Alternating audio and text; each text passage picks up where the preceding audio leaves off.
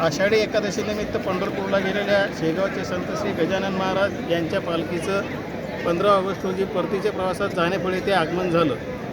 जानेफळच्या जिजामाता नगरपासून सरस्वती महाविद्यालयापर्यंत रस्त्यामध्ये प्रचंड फटाक्याची आतिषबाजी, ढोल ताशांचा गजर आणि श्रींचं आगमन यामुळं जानेफळचं वातावरण दुमदुमून गेलं होतं. सकाळी 15 ऑगस्ट निमित्त झालेला राष्ट्रभक्तीचा गजर आणि संध्याकाळी ज्ञानोबा तुकारामाचा गजर यामुळं देशप्रेम आणि भक्तिरस दोन्ही एकत्र आल्याचा अनुभव जानेफळकरांना झाला.